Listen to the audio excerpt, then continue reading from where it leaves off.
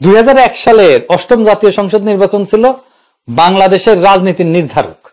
BNP ওইখানে 41.40% vote পাইছিল আর 193টা আসন পাইছিল। আওয়ামী লীগ পাইছিল একটু কম, বিএনপি খুব বেশি কম না, কিন্তু 40.02% ভোট। এটা সে পাশে দুইটা উপর নিচ করে লিখে দেন। আর আসন পাইছিল কত? 62টা। জাতীয় পার্টি পাইছিল 7.22% ভোট, 14টা আসন পাইছিল। আর জামাত পাইছিল 4.21% ভোট, 17টা আসন পাইছিল। বিএনপি জামাত মোট পায় 210টা আসন। আপনারা খেয়াল করলে দেখবেন যে ভোট যে পরিমাণে পাইছে, যে পার্সেন্টেজে পাইছে বিএনপি জামাত, তার চেয়ে আসন সংখ্যা অনেক বেশি। কেন? কারণ বিএনপি আর জামাতের ভোট একসাথে হয়েছিল। বিএনপির সিটে সে জামাতের ভোট পাইছে, জামাতের সিটে সে বিএনপির ভোট পাইছে। তো আপনি খেয়াল করলে দেখেন যে আওয়ামী লীগ আর বিএনপির ভোটের তফাৎ কিন্তু বেশি না, 1.5%-এরও কম। এইখানেই আসল ঘটনা। কি সেই ঘটনা? বিএনপি আর জামাত যদি একসাথে থাকে তাহলে আওয়ামী লীগের কোনো চান্স নেই, জিন্দেগিতে সে ক্ষমতায় আসতে পারবে না।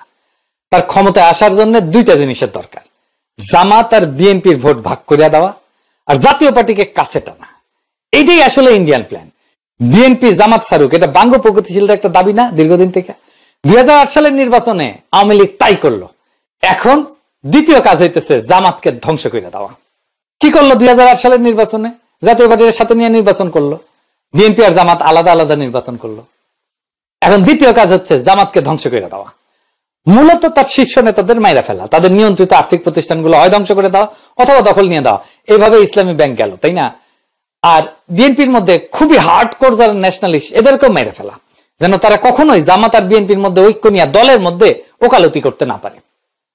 এভাবেই সালাউদ্দিন কাদের চৌধুরীকে ফাঁসি দেওয়া হইল। এবার বুঝতে পারতেছেন তো কেন, কাকে, কিভাবে এই মামলায় ঢোকানো হয়েছে এবং ফাঁসি দেওয়া হয়েছে। এই কাজটা করার জন্য সে বাইসা নিল ওয়ার অন টেররের বয়ান। সেটা কি? বুশ আর ব্লেয়ার মিলে তখন সন্ত্রাসের বিরুদ্ধে অনন্ত যুদ্ধ করতেছে, মানে ইসলামকে পাইতেছে সারা দুনিয়ায়। হাসিনা যে বলল এই যে জামাত, এই হচ্ছে সেই ইসলামী জঙ্গি যারা 1971 সাল থেকে এই অঞ্চলে সন্ত্রাসবাদ চালায় যাইতেছে। ইনু এটা ভুলভাল হিন্দিতে সাক্ষাৎকার দিছিল। আপনারা সেটা শুনলে বুঝতে পারবেন কোন ন্যারেটিভ হাসিনা ইনু এরা তৈরি করছিল জামাতের বিরুদ্ধে। শুনেন। 71 सन का मुक्तियुद्ध में पाकिस्तान हमका विरुद्ध था एवं पाकिस्तान हमका साथ लड़ाई किया था। उस टाइम से जमात इस्लामी एक आतंकवादी संगठन था जो मानुष को, आदमी को मार दिया, नारी को मार दिया। वो संगठन पाकिस्तान बैक करता है एवं वह संगठन का जो आदमी मारा था उसका लिए विचार कर रहा है, फांसी भी हो गया। ये संगठन का साथ पाकिस्तानी का एवं पाकिस्तानी गोयंदा संस्था ISI का गंभीर ताल्लुक है। ये रिसेंटली पाकिस्तानी कूटनीतिक जो है, डिप्लोमेट जो है, वो बांग्लादेश में धरा पड़ा। बांग्लादेशी ऑर्गेनाइजेशन आतंकवादी संगठन के साथ वो लोग ताल्लुक रखता था, इसलिए बांग्लादेश से उसको निकाल दिया गया है। सो हम लोग सोचता है कि पाकिस्तानी इंटेलिजेंस नेटवर्क ISI का एक हाथ रहता है। এটা অস্বীকার করার উপায় নাই যে জামাত অখণ্ড পাকিস্তানের পক্ষে দাঁড়াইছিল। শুধু দাঁড়াইলে অসুবিধা ছিল না, চাইনিজ বামেরাও অখণ্ড পাকিস্তানের পক্ষে দাঁড়াইছিল। কিন্তু জামাত দুইটা গুরুতর রাজনৈতিক ভুল করে, পলিটিক্যাল মিস্টেক। এক, 1971-এর 25শে মার্চ গণহত্যার প্রতিবাদ করে নাই। গণহত্যা একটা জাতির জীবনে একটা অতি গুরুত্বপূর্ণ এবং বেদনাবহ অধ্যায়। এইখানে আপনাকে মজলুমের পক্ষ নিতেই হবে। 2 নাম্বার রাজনৈতিক অপরাধ হইতেছে সেই সময় প্রাদেশিক সরকারে জামাত যোগ দেয়। 3 জন মন্ত্রী ছিল জামাতের। আমার একটা ভিডিও আপনারা মাঝে মাঝে দেখেন না, শাহবাগের সময় বলে দেখায়। হ্যাঁ, শাহবাগীরাও দেখায়, বিএনপিও দেখায়, সবাই দেখায় এটা এখন। তো ওইখানে আমি একই কথা বলেছিলাম, শাহবাগের টাইমে আমি এই বক্তব্যটাই দিছিলাম। শুনেন। একটা জিনিস বুঝতে হবে, Jamaat was not a mere collaborator. Jamaat was part of East Pakistan provincial government. তারা 4টা মন্ত্রী ছিল, commerce, revenue, industry and education. 4টা মন্ত্রী নিয়ে ইস্ট পাকিস্তান প্রভিন্সিয়াল গভর্নমেন্ট যারা গণহত্যা চালিয়েছে, যারা সেই আর্মিকে, পাকিস্তান বর্বর আর্মিকে নেতৃত্ব দিয়েছে, সেই সরকারের পার্ট ছিল জামাত ইসলাম। সো সেই গণহত্যার, মুক্তিযুদ্ধের সময়ের গণহত্যার সমস্ত অপরাধের নৈতিক এবং বাহ্যিক ব্যবহারিক দায়িত্ব এই সংগঠনটাকে নিতেই হবে। এখন ধরেন হাসিনা পড়ল না 5ই আগস্ট, সে তার সরকারে তারপরে নিল আনু মোহাম্মদকে নিল, জুনায়েদ সাকিকে নিল, সিপিবি কে নিল, তো এরা কি তাইলে সেই গণহত্যার দায় নিল না? তো দুইটা মিস্টেক। তো জামাতকে এই প্রশ্ন ফয়সালা করতে হবে বাংলাদেশের রাজনীতিতে। এটা আমি জামাতকে সবসময় পরামর্শ দিই। আমি ওই সময় ওই বয়সে মিস্টেকটা খুব সঠিকভাবে ধরতে পারছিলাম। কিন্তু জামাতের অখণ্ড পাকিস্তানের পক্ষে থাকার দৃষ্টিভঙ্গিটা রাজনৈতিক, মানে এই সিদ্ধান্ত রাজনৈতিক ভাবে নেওয়া।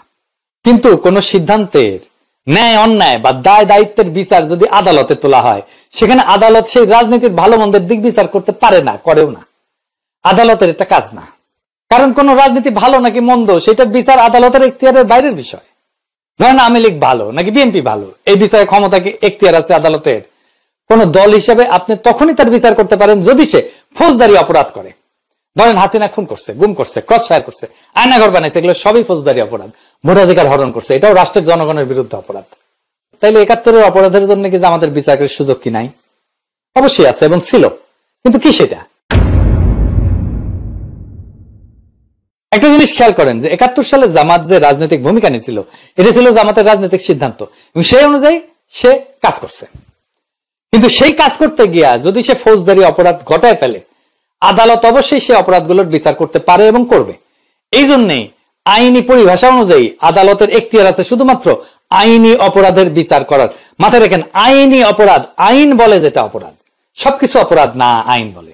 অর্থাৎ আদালত কেবল লিগাল পার্ট বা আইনি দিকগুলোর বিচার করবে। ধরেন 71 সালে ইয়াহিয়া সরকারকে জামাতের সমর্থন দেওয়া কিংবা সেই সরকারে অংশগ্রহণ করা, এগুলো সবই রাজনৈতিক সিদ্ধান্ত। এটা কখনো বেআইনি অথবা আইনের চোখে অপরাধ না, কিন্তু রাজনৈতিক চোখে এটা অপরাধ, এটা ভুল। ফলে এটা কঠোরভাবে নিন্দনীয় এবং সে কারণে এটা অগ্রহণযোগ্য। কিন্তু খেয়াল করলে দেখবেন, এই যে রাজনৈতিক ভুলের নিন্দা, এটা কে করে, কে রায় দেয়? জনগণ দেয়, আদালতের রায় না। এই রায় দেওয়ার মালিক একমাত্র জনগণ। তার মানে যুদ্ধাপরাধের বিচার কিন্তু কারো পলিটিক্যাল অ্যাক্টের বিচার না। পলিটিক্যাল অ্যাক্ট করতে গিয়া তার সাথে সাথে যদি কোন ফৌজদারি অপরাধ ঘটায় বসে, সেই সবের আইনি দিক বিচার করে দেখাটাই কেবল বিচারকদের কাজ এবং এখতিয়ারের বিষয়। হ্যাঁ, এটা আমরা আলাপ করছি যে 71 সালে মুক্তিযুদ্ধে জামাতের যে পলিটিক্যাল অ্যাক্ট, এই দিক দিয়ে বিচার করতে গেলে জামাত তো অন্যায় করছে এবং জনগণ সেটা মনে করে। কিন্তু এই কথিত যুদ্ধাপরাধের বিচারে সরকার সবসময় একটা বিশেষ সুবিধাজনক অবস্থায় ছিল। কি সেই সুবিধা? সেই সুবিধাটা হইলো, এই বিচারের রায়ের আগে পাবলিক মনে করে যে জামাত অপরাধী, যদিও পাবলিকের এই মনোভাব এবং তার সিদ্ধান্ত এইগুলা কোনো আইনি দিক বিবেচনা করে নেওয়া রায় না, কিন্তু এগুলা মূলত পাবলিকের সেন্টিমেন্ট, রাজনৈতিক বিবেচনা। আর এই সুবিধা কাজে লাগাইয়া পাবলিকের রাজনৈতিক অবস্থানের উপরে ভর কইরা সরকার বা আদালত বড় অকাম করে ফেলছে। এটা বেআইনি এবং অবৈধ হওয়া সত্ত্বেও এইখানেই এই যুদ্ধাপরাধ আদালতের দায়। যুদ্ধাপরাধের বিচারের নামে শেখ হাসিনার কথিত সেই আদালত এই অন্যায় কাজটা করছে মৌলিকভাবে 3 জায়গায়। 1 নাম্বার, একটা অপরাধ যখন সংগঠিত হইতেছে, আপনার তখন জানা থাকা লাগবে যে এইটা অপরাধ। ধরেন বাংলাদেশের আইন হইলো যে জাউরার সিল বলে ভিডিওতে সিল দেওয়া যাবে, হ্যাঁ, ফেয়ার এনাফ। তো আমি আর কাউরে ভিডিওতে সিল দেবো না, এটা যখন আইন হয়েছে তারপর থেকে। কিন্তু আজ থেকে 10 বছর পরে আইন বানায় আমার আইসা যদি ধরে বলে, ওই তুমি 10 বছর আগে জাউরার সিল দিছিলা না তোমার ভিডিও, তো তোমার ফাঁসি হবে, এটা বললে তো হবে না। এটা বললে হবে, যুদ্ধাপরাধ বিচারের ট্রাইব্যুনালের আইন সব বানানো হয়েছে হাসিনার আমলে। বানায় বলা হইতেছে তুমি ওই 1971 সালে ওই অপরাধ করছিলা, কারণ এটা এখন অপরাধ। তো হাসিনার আমলে আইন বানায় 40 বছর আগের একটা ঘটনা বিচার করা হচ্ছে, এটা করা যায় না। 2 নাম্বার, সাক্ষ্য আইন বদলায় দেওয়া। এখানে আইন কইরা নেওয়া হয়েছিল যে যুদ্ধাপরাধ বিচারের ক্ষেত্রে প্রচলিত সাক্ষ্য আইন প্রযোজ্য না, মানে কোনটাকে আমি সাক্ষ্য হিসাবে বিবেচনা করব, সেটা একটা সাক্ষ্য আইন আছে। তার মানে বিচারক যদি মনে করে যে লোক মুখে শোনা কথা সাক্ষ্য হইতে পারে, তাহলে শোনা কথাকেও সাক্ষ্য বলে গ্রহণ করা হবে। ফলে এটা আদতে কোনো বিচারই হয় নাই, হইতেই পারে না। পরিষ্কার ভাবে একটা প্রেজুডিস, মানে ধরেন পত্রিকায় প্রকাশিত সংবাদকে সাক্ষ্য হিসেবে ধরা হয়েছে। যদি তাই হয় তাহলে তো আমারও ফাঁসি দেওয়া যাবে, আর তাজ হাসমিনও ফাঁসি দেওয়া যাবে। কারণ আমার নামে তো, তাজ হাসমিন নামে তো ভয়ঙ্কর সাইবার সন্ত্রাসী বইলা নিউজ ছাপাইছিল, তাই না, অনেক পত্রিকা। এখনো সালাউদ্দিন শোয়েব চৌধুরী বালসাল পত্রিকা আর্টিকেল লেখে, তারা আমাদের ইসলামী জঙ্গি বলে। তাহলে বুঝেন কি ভয়ানক অবস্থা করে রাখছে। তার মানে যেটা সাক্ষ্য হিসাবে আদালতে বিবেচিত হয় না, সেটাকেও সাক্ষ্য বানাইছে। আপনার নামে একটা পত্রিকায় নিউজ ছাপে দিবে, তারপর ওইটা দিয়ে আপনারে ফাঁসি দিয়ে দিবে। 3 নাম্বার, আদালতের বিচারের ক্ষেত্রে সুনির্দিষ্ট ধারার ঠিক কোন ধরনের কাজ করলে কোনটা অপরাধ গণ্য করা হবে, সে অপরাধের কি শাস্তি হবে, এই বর্ণনাগুলো তালিকা হিসেবে ধারাবাহিকভাবে কোড হিসেবে সাজানো থাকে, এটাকে বলে পেনাল কোড। আদালতে অভিযোগ দায়ের করার টাইমে অপরাধের ওই ধারাবাহিক নাম্বার উল্লেখ করে মামলা সাজানো হয়। এটাই আমাদের প্রচলিত ভাষায় অপরাধের ধারা বলি। যেমন ধরেন কওয়া যায় 302 ধারা, মানে এটা খুনের অপরাধ। 420 মানে 420 বলি আমরা, যেটা এটা হইতেছে প্রতারণার অপরাধ। এইরকম খেয়াল করবেন, যুদ্ধাপরাধের বিচারের আইনে কোয়া দেওয়া হয়েছিল প্রচলিত পেনাল কোড এই বিচারের ক্ষেত্রে প্রযোজ্য না। এবার হাত পা বাইন্দা গোলপোস্ট যদি ইচ্ছা মাফিক সরা দেওয়া হয়, তাহলে এটাকে কি আর বিচার বলা যায়? বিচার বলে কিছু অবশিষ্ট থাকে? তার মানে এখানে পুরাটাই বিচারকের খেয়াল খুশি মর্জির উপরে ছেড়ে দিয়া কথিত বিচারটা করা হয়েছে। ঠিক কোনটার কারণে এটা অপরাধ হিসেবে গণ্য হয়েছে, এটা থেকে শুরু কইরা চার্জ গঠন, এমনকি ওই অপরাধের কারণে কি শাস্তি দেওয়া হবে সেটাও মর্জি মতো। ফলে বিচারক মর্জি মাফিক বেকসুর খালাস থেকে শুরু করে মৃত্যুদণ্ড পর্যন্ত সব ধরনের শাস্তি দিতে পারছে। চার্জ গঠন, বিচার এবং রায় সবকিছু ক্ষমতায় বিচারকের হাতের মুঠায় ছিল। এটা কোনো বিচার না, এই জন্য এটাকে জুডিশিয়াল কিলিং বলা হয়েছে। এইসব তুগলুকি কারবার আমরা সেই 2010 সাল থেকে দেখে আসতেছি। তাই আমার মনে শুধু একটাই প্রশ্ন জাগে, বিচারের নামে এইসব বুঝলো কি? এইটা একজন আইনের প্রাথমিক ছাত্রের কাছেও তো ধরা পড়ার কথা। বিচার প্রক্রিয়ায় যে ফাঁকগুলা, এটা সাধারণ চোখে দেখা যায়, অথচ যুদ্ধাপরাধের বিচারের নামে এই ঐতিহাসিক অবিচারের বাটপাড়িগুলা বামপন্থীদের নজরে রয়ে গেছে। এখনো তারা হা হুতাশ করে। এমনকি যারা আইনের লোক তাদেরও, বামপন্থীদের কি দায় নাই তাদের নেতা কর্মীদের আইনের প্রাথমিক ধারণা দেওয়ার? আজাদ সাহেবের খালাস পাওয়ায় বামদের আজারিতে একটাই ব্যাখ্যা, সেটা হইতেছে ওনারা বাঙ্গু প্রগতিশীল এবং বুঝতেই পারতেছেন সেই কারণে ওনারা ধর্মবিদ্বেষী। কাজেই জামাত মারার নামে ধর্ম উচ্ছেদের এই মহান আয়োজনে এই সময় তো তিনি ঘরে বসে থাকতে পারেন না। প্রগতিশীলতার নামে, ইসলাম কুপানোর নামে সমাজের এই কথিত প্রগতিতে সামিল না হইয়া উনি কেমনে থাকবেন? কে জানে, বামেরা হয়তো সুখ অনুভব করছিল এইটা ভাইবা যে শাহবাগের এই উত্থান এটা নিশ্চয়ই বাংলাদেশের এক রয়া রেনেসা, এক নবজাগরণ হোক না সেটা চরম অবিচারের রাস্তায়। তবুও আমেরিকা এবং শেখ হাসিনা কোলে বৈশা ইসলাম কুপানির এই মহোৎসব এটাতে সামিল না হওয়ার নস্টালজিয়া তারা ছাড়তে পারতেছে না। ওরা যেভাবে মনে করে 1971 ইসলামকে পরাজিত করা হয়েছিল, ঠিক একইভাবে মনে করে শাহবাগে তাদের ইসলাম কুপানির যুদ্ধের বিজয় হয়েছিল। তাই আজার ভাইয়ের মুক্তি একটা ল্যান্ডমার্ক, বাংলাদেশের জন্য একটা ঐতিহাসিক ঘটনা। যদিও অনেককে আমরা হারাইছি, হাসিনা পতনের মাত্র কিছুদিন আগে আমরা মাওলানা সাইদিকে হারাইছি। আরো অনেকে আছেন যেমন মাওলানা আবুল কালাম আজাদ, ওনার মামলাটার নিষ্পত্তি দরকার। এই সাথে 1975 আগস্ট বিপ্লবী যারা আছেন, ওনাদের মধ্যে যারা বাইসে আছেন, তাদের মামলাগুলো ফয়সালা করে ওনাদের সসম্মানে দেশে ফিরে আনা হোক।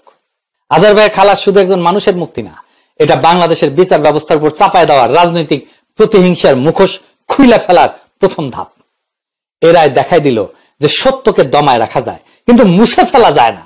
যুদ্ধাপরাধের নামে যে ট্রাইব্যুনাল বানানো হয়েছিল তা আদতে ছিল একটা রাজনৈতিক হত্যার যন্ত্র, যেখানে আইন ছিল সাজানো, সাক্ষ্য ছিল বানানো, আর বিচারকের মর্জি ছিল শাস্তির একমাত্র মানদণ্ড। আজকের এই ঐতিহাসিক রায় প্রমাণ করলো রাজনীতি দিয়া আইন চাপায় দেওয়া যায় না। এবং যখন এমন অন্যায় এক যুগ ধরে চলতে থাকে, তখন একদিন না একদিন ইতিহাস পেছন ফিরে তাকায়। আজ সেই ইতিহাসের মুহূর্ত। যারা একদিন ন্যায় বিচারের নামে হাততালি দিছে, তাদের এখন বুকে হাত দিয়ে ভাবা উচিত, আপনি কি সত্যি ন্যায় চাইছিলেন, বিচার চাইছিলেন, নাকি শুধু প্রতিপক্ষের ধ্বংস চাইছিলেন? আজহার ভাইয়ের মুক্তি এটা শুধু জামাতের জয় না, এটা বিচার ব্যবস্থার একটা ক্ষণিকের পুনর্জাগরণ। আজহার ভাইয়ের মুক্তি হলো একটা রাষ্ট্রের আত্মসমালোচনার শুরু। এখন সময় আসছে অন্যায়ভাবে যারা ফাঁসিতে ঝুলছেন এবং এখনো যারা পালায় বেড়াচ্ছেন, তাদের মামলাগুলোকে সবগুলোকে আবার পুনর্বিবেচনা করার। এই বিচার প্রক্রিয়ার ধ্বংসস্তূপের মধ্যে থেকে আমাদের নতুন করে নির্মাণ করতে হবে একটা সত্যভিত্তিক, ন্যায় ভিত্তিক এবং রাজনৈতিক প্রতিহিংসা মুক্ত বাংলাদেশ। সেই বাংলাদেশে কেউ আর কেবল রাজনৈতিক মতাদর্শের কারণে ফাঁসির দড়িতে ঝুলবে না। সেই বাংলাদেশে বিচার হবে অপরাধের, মতাদর্শের না। সেই বাংলাদেশে বাম কিংবা ডান কেউ আর ধর্মের নামে, জাতীয়তাবাদের নামে বা মুক্তিযুদ্ধের নামে বিচারের ছদ্মবেশে হত্যা করবে না। আজহার ভাইয়ের মুক্তি এক নতুন যাত্রার সংকেত। এই যাত্রা শুধুমাত্র একজন মানুষের না, এটা একটা জাতির আত্মসমালোচনার পথ চলা। এখন সময় সাহস করে সেই পথে পুরা জাতিকে নিয়ে আগায় যাওয়ার। ইনকিলাব জিন্দাবাদ।